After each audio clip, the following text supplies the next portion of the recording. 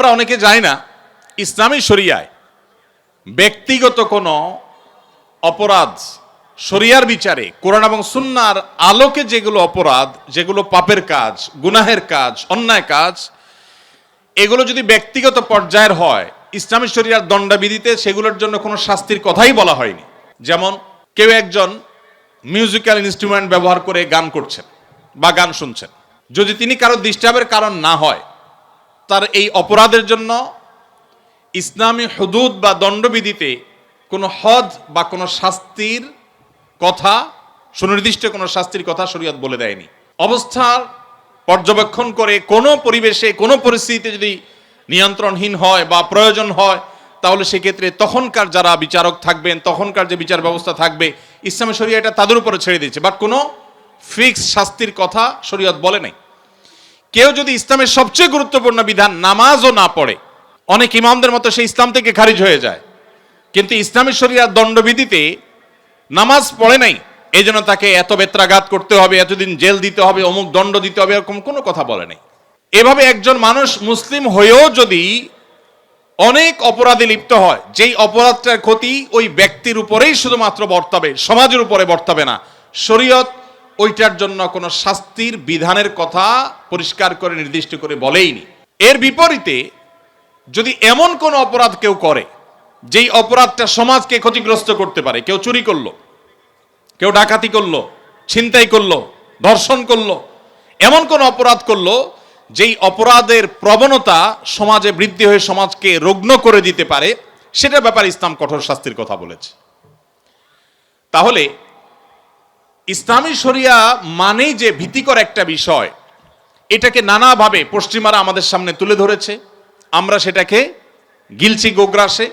আমাদের দেশের এক শ্রেণীর মিডিয়া ইসলামকে, ইসলামী শরিয়াকে আসামের কাঠগড়ায় রেখে এমনভাবে আমাদের সামনে চিত্রায়িত করেছে, মনে হয় ইসলামী শরিয়া মানে বিরাট ভয়ঙ্কর কিছু। অথচ এখানে ব্যক্তিগতভাবে আপনি ইসলাম লঙ্ঘন করলেও ইসলাম তার জন্য কোনো ইসলামের দণ্ডবিধিতে কোনো দণ্ডের, সুনির্দিষ্ট দণ্ডের কথা বলে না, কোনো হদের কথা বলেনি।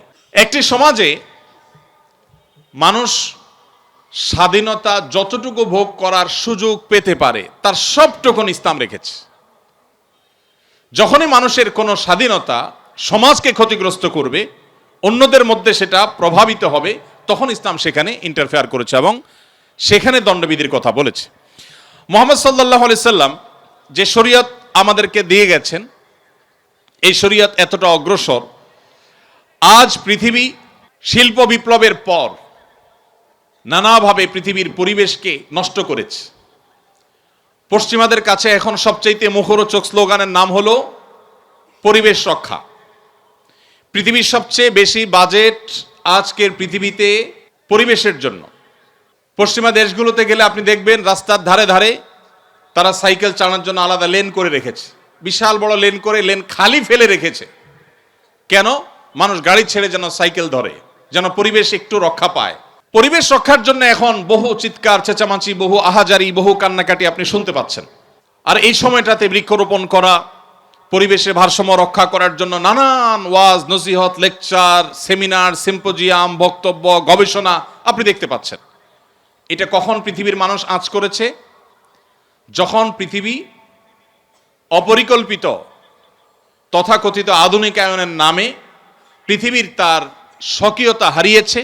কলকারখানা, কালো ধোঁয়া, এরকম শিল্পোন্নয়নের নামে পৃথিবীর পরিবেশকে যখন ধ্বংস করা হয়ে গেছে, এখন পৃথিবীর মানুষ নড়ে চড়ে বসেছে, না আমাদের এই ভারসাম্য ঠিক রাখতে হবে, আর না হলে আমরা বাঁচবো না, পৃথিবী বাঁচবে না। মুহাম্মদ সাল্লাল্লাহু আলাইহি সাল্লাম যে শরীয়ত দিয়ে গেছেন, সেই শরীয়তে পরিবেশের ভারসাম্য রক্ষায়, পরিবেশকে সুরক্ষিত রাখবার জন্য বৃক্ষরোপণ থেকে নিয়ে যে সমস্ত কর্মসূচির কথা বলেছেন, সেটি ওই সেই 1450 বছর আগে বলেছেন, যখন শিল্প বিপ্লব হয়নি, যখন পৃথিবী দূষিত হয়নি, যখন বায়ু দূষিত হয়নি, যখন পরিবেশ নষ্ট হয়নি, তখন তিনি বলেছেন, তোমাদের হাতে যদি, কারোর হাতে যদি গাছের কোনো চারা থাকে, আর এদিকে সে দেখতে পায় ইসরাফিল সিংহা ফুৎকার দিয়ে পৃথিবীর এই জগৎকে, সৃষ্টি জগৎকে শেষ করে ফেলবে, মহাপ্রলয় আসছে, এটা যদি কেউ দেখতে পায়, আর তার হাতে থাকা গাছের চারাটা তিনি রোপণ করতে যাচ্ছিলেন, এই মুহূর্তে দেখতে পায়,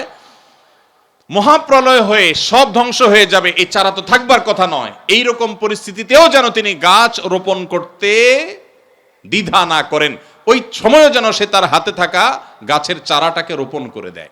নবী করিম সাল্লাল্লাহু আলাইহি সাল্লাম যখন পরিবেশ রক্ষার জন্য এই রকম নির্দেশনা দিয়েছেন, বৃক্ষরোপণের গুরুত্ব আরোপ করেছেন, মদিনাবাসীকে কৃষি কাজের জন্য উদ্বুদ্ধ করেছেন, কোরআন এবং হাদিসে শুধু কৃষির উপরে যে সমস্ত আয়াত এবং হাদিসগুলো আছে, কয়েক শত আয়াত এবং হাদিস আছে শুধুমাত্র কৃষি কাজের গুরুত্ব আরোপের জন্য, আমরা সেগুলো চর্চা নাই।